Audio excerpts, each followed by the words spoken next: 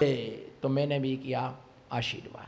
अरे शराबी को आशीर्वाद दे दिया, दूसरे को तो कर्म का कल्ला बोलती हो, और शराबी को आशीर्वाद दे दिया। ये कहाँ का न्याय है? ये जैन आगम का न्याय है। किसका न्याय है? समझने वाले सब समझते हैं किसको थप्पड़ पड़ रहे हैं, कोई ना समझनी है, सब इंटेलिजेंट है और समझना ही चाहिए। जो होमवर्क नहीं करता उसको थप्पड़ तो पढ़ते ही है, और टीचर के थप्पड़ नहीं पढ़ेंगे तो एग्जाम में रिजल्ट में क्या आएगा? 0/0 सन्नाटा। फिर मालूम क्या बोलते? नहीं, उसकी मम्मी क्या बोलती? हमारा बच्चा तो खूब पढ़ता था परंतु उस टीचर के पास में कोचिंग पढ़ने नहीं जाता था, है ना, इसलिए टीचर ने चीटिंग कर दी, मेरे बच्चे को जबरदस्ती क्या कर दिया? फेल कर दिया है। कॉपी चेक करा लो ना, फिर से निकलवा लो ना कॉपी। और कॉपी निकला तो बच्चे नहीं, कुछ लिखा ही नहीं, तो पास कैसे करे? भैया ध्यान रख के चलना। उसने कहा बाबा जी, बोलो ना, नमो सिद्धाड़म, मैं इनको घुमा रहा हूं, तुम थोड़ा घुमाओ। नमो सिद्धाड़म बोलो, अब घूमो थोड़ा सा। बाबा जी ऐसे बोलो, ऐसे नहीं, यमी नमो सिद्धाड़म। जो ना बोले उसे रत्नकर्ण श्राप का आचार्य की कसम। मैं दे रहा हूं, आचार्य हूं, मैं दे सकता हूं। मैंने श्रापकों के लिए 100 कस्में रखी हैं। मैंने जो बनाया गुरुवर के ऊपर, शब्दबंधन नाम की पुस्तक में 100 कस्में दी हैं जो गुरु को नहीं चाहता है। बोलो बाबा जी नमस्ते, बाबा जी आशीर्वाद। आशीर्वाद दिया और मैंने साथ में कहा, हे भगवान, अगर इसने मुझे प्रणाम किया है, नमस्कार किया है, इसने मुझे बाबा समझा है, बस मैं भगवान आपसे इतनी प्रार्थना करता है, इसका जल्दी से नशा उतर जाए। जब नशा में इतनी अच्छे से बोला बाबा जी नमस्ते, नशा नहीं चढ़ा होता तो मेरे चरणों में अपना वो सिर रख देता। सोचो, एक को नशे में भी होश है। बोलो एक को, बोलो एक को नशे में भी होश है और एक होश में भी नशे में घूम रहा है। घूमते रहो बेटा, घूमते रहो बेटा, आज नहीं तो, बोलो आज नहीं तो कल, कल नहीं तो परसों। भैया ध्यान रख के चलना, कब तक घूमोगे अकड़ में? बोलो ऐसा करो, कब तक घूमोगे अकड़ में? किसी ना किसी भाव में आओगे गुरु के पकड़ में। कब तक घूमोगे? ठीक है, मनुष्य की पर्याय में नहीं सहा तो शेर की पर्याय में सहा, पर मिलने को ऑफिस में तो आना ही नहीं। हमको तो महाराज यही मिल जाते हैं सो हम नमोस्तु कर लेते हैं। मारीच के जीव का सम्यक तो कहां छूटा था? आदि पुराण का कोई आधा धूंधा ज्ञानी बैठा हो तो बोल दे वो मेरे को। गूंगे लोगों से नहीं बोल रहा हो, जिनको बचल बल प्राण प्राप्त हुआ है उसे प्राणों से बोल रहा हो। मारीच के जीव का सम्यक तो जहां सबको प्राप्त होता है, वही उस कर्म के कल्ला का सम्यक तो छूट गया था। कहां छूटा? कहां छूटा? जहां सबको सम्यक तो प्राप्त होता है, समोषण में सम्यक तो प्राप्त होता है। भरत ने सिर्फ इतना सही पूछा था। और ये भी ध्यान रखना, सबके सामने सब प्रश्न नहीं पूछना। कोई प्रश्न होती अलग से पूछना, सबके सामने नहीं पूछना। हो सकता तुम्हारा प्रश्न इनके सम्यक्त्व का घातक बन जाए। भरत चक्रवर्ती इतना पूछा था, हे स्वामी, अपने कुटुंब अपने परिवार में कौन कौन महापुरुष होने वाले हैं? मैं स्वयं तीर्थंकर हूं, मेरा पुत्र तू चक्रवर्ती है, एक मेरा पुत्र बाहुबली कामदेव है, और तेरा पुत्र मेरा नाती मारीच जो है ये आगे जाकर के अंतिम तीर्थेश महावीर स्वामी होकर के मुक्त होगा। ओहो, इतनी पवित्र घोषणा आदिनाथ स्वामी ने 12 सभाओं के मध्य की। मेरा पोता और तेरा पुत्र चक्रवर्ती, तेरा पुत्र अंतिम तीर्थेश भगवान महावीर स्वामी होकर के मुक्त होगा। मेरी युगल पुत्रियाएं ब्राह्मी सुंदरी मेरे समोषण में प्रधान गणनी के रूप में आरूढ़ है। मारीच को इतना सुनते ही अहंकार आ गया, मैं तीर्थंकर बनूं और मैं तीर्थंकर के चरणों में बैठूं। उठ करके चल दिया, सम्यक्त खो दिया, छूट गया सम्यक्त, निकल गया समोषण से बाहर। नमो सिद्धाड़म। जिनदास जी छूट गया सम्यक्त, बोलो छूट गया सम्यक्त। तो समोषण से कहां निकल गया, बोलो समोषण से बाहर निकल गया। मैं खुद तीर्थंकर, फिर तीर्थंकर की शरण में क्यों बैठना। फिर मालूम हो सम्यक्त छूटा छूटा छूटा छूटा, फिर कब मिला उसको सम्यक्त, जब वो शेर की पर्याय में आया। मुनियों की दया देखो, तुम्हारी धृष्टता देखो, तुम्हारी मूढ़ता देखो। एक आचार्य महाराज तुमको कह रहे प्रवचन में आया करो, पर तुम ऐसे बहरे बना करके बैठे हो कि तुम्हें सुनाई नहीं दे रहा। तुमसे एक आचार्य महाराज कह रहे चर्या में आया करो, तुमको लक्ष्मी दिखती है। तुमको आचार्य बोलते भैया वृत्ति में आया करो, तुम बहरे बन करके बैठे। चुल्लू भर पानी में डूब करके मर जाना, पर किसी भी आचार्य की आज्ञा का उल्लंघन नहीं करना।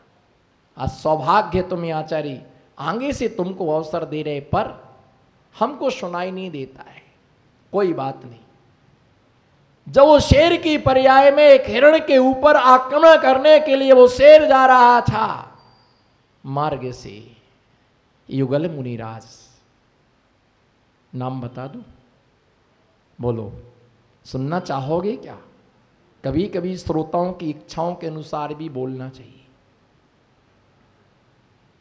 बोलो बताऊं क्या उन आचार्य मुनियों के नाम, बोलो हाँ या ना। अमित प्रभ, अमित कीर्ति नाम के युगल मुनिराज आकाश मार्ग से जा रहे थे। उन्होंने देखा, ओहो एक वनराज हिरण के ऊपर आक्रमण कर रहा है, प्राण ले रहा उसके बच्चे के। वो मुनिराज नीचे आकर के उस हिरण के लिए धर्म का उपदेश देते हैं, कल्याण का उपदेश देते हैं। हे वनराज, तू वनराज के अंदर जिनराज बनने की शक्ति है। बोलो वनराज के अंदर जिनराज बनने की शक्ति है, तू रक्षक है, तेरे अंदर भगवान बनने की योग्यता है। तुझे आने वाले भव में महावीर बनकर के तुझे मुक्त होना है। उसे सम्यक्त हो जाता है, श्रद्धान हो जाता है, मांस का त्याग कर देता है, शरण को छोड़ देता है, पश्चाताप करता, आंखों से आंसू बहाता है, सम्यक्त धारण करके समाधि पूर्वक मन करके अणुव्रत धारण करके स्वर्ग में जाता है। मनुष्य की पर्याय में सम्यक्त छूटा, और शेर की पर्याय में, बोलो किस पर्याय में। मैंने कहा कब तक घूमोगी अकड़ में, कभी ना कभी दिगंबर मुनिराज के आओगे पकड़ में। हम अपने गुरुवर की पकड़ में आए तो हम भी दिगंबर हो गए, हम भी दिगंबर हो गए।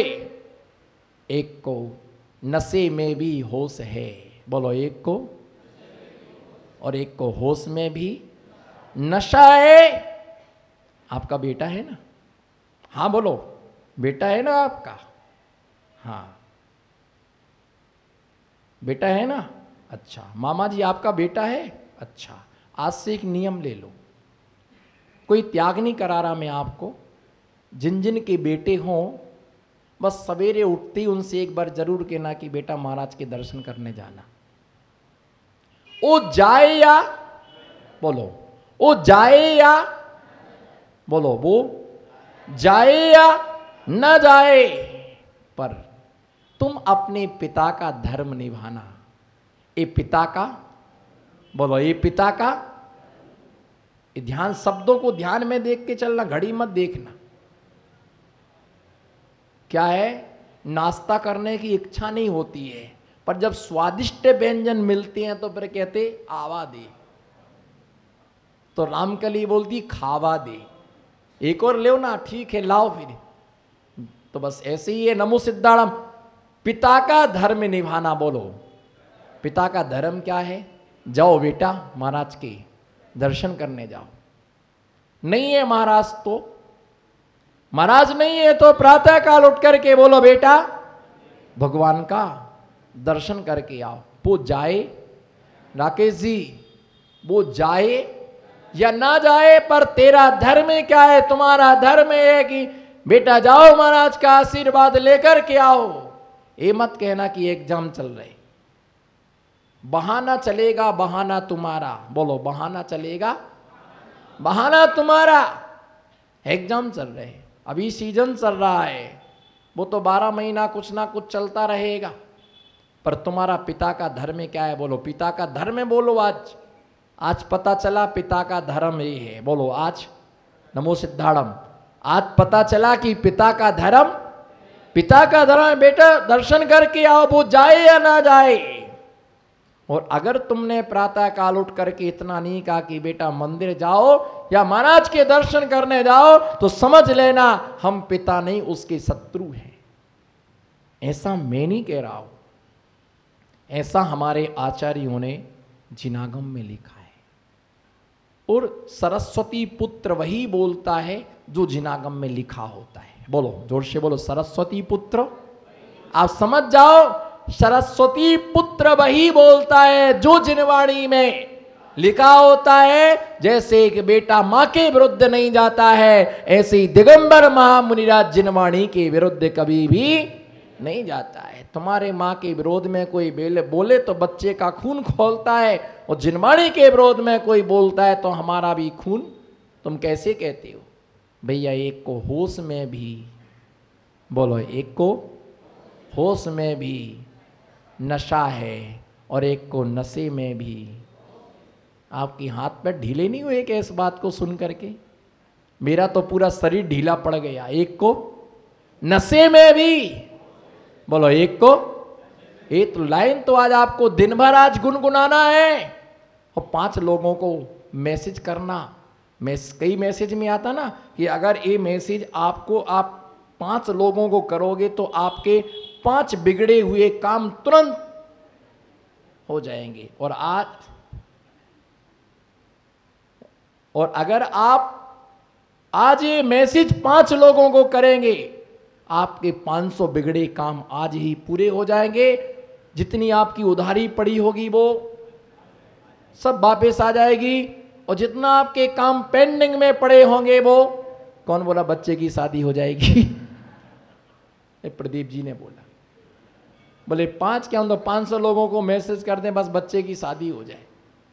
भैया मैं नमो सिद्धाड़म, ये 5 लोगों को मैसेज करो, एक को बोलो बस छिल्ले बस, एक को नशे में भी होश है। बस हंस के बोल दो, एक को जोश, एक को नशे में भी होश है और एक को होश में भी नशा है, इसलिए ये दशा है। बोलो इसलिए ये दशा है। बाप को भी बोलता तू कौन होता है, चल तू नीचे वाले कमरे में चुपचाप बैठ। बाप को ही बोलता चुपचाप बैठो, बोलने का नहीं। माँ के लिए जैसे मोबाइल को लॉक कर देते ना, ऐसे ही मम्मी पापा को मुंह पर लॉक कर देते, बोलना मत तुम। इसीलिए तो ये दशा है। फिर वो घर से बाहर निकाल दे, रोते हैं बेटे ने बाहर निकाल लिया, क्यों नहीं शिकाया? नहीं कमाई कर रहा है, पैसा इकट्ठे कर रहा, आप मरो भूखों। पैसा इकट्ठा कर रहा, खूब पैसा इकट्ठा करवा दिया उसने, बना लिया 3 खंड का बंगला, और तुम्हें खंडर में पटक दिया, तुम्हें रोटी के लाले पड़ रहे, और वो बढ़िया छेना के पराठे खा रहा है, बढ़िया मालपुआ इडली। नमो सिद्धाड़म, वहां थोड़ी इडली बन रही, डोसा तो यहां पक रहे, इडली डोसा। और घर में कौन बचे? डोकरा और डोकरी। बोलो कौन बचे हैं? तो अंदर जाते बाहर जाते, अंदर जाते बाहर आते। पहले यहां पर ऐसा था, पहले यहां पर ऐसा था, डोकरा चला गया दुकान, तो घर में कौन बची? घर में कौन बची? डोकरी बची। तो अब डोकरी भी सोचती अब काई करूं घर में बैठे बैठे, तो सोचती चलो महाराज के पास चलो। तो 2 घंटे का समय महाराज के साथ, समय तो कट जाएगा किसी के साथ, पर कर्म किसी के साथ कटने वाला नहीं है। कर्म तो गुरु के साथ में रहने से ही कटेगा, गुरु बनने से ही कटेगा। इसलिए आज मध्य का ही विषय हुआ।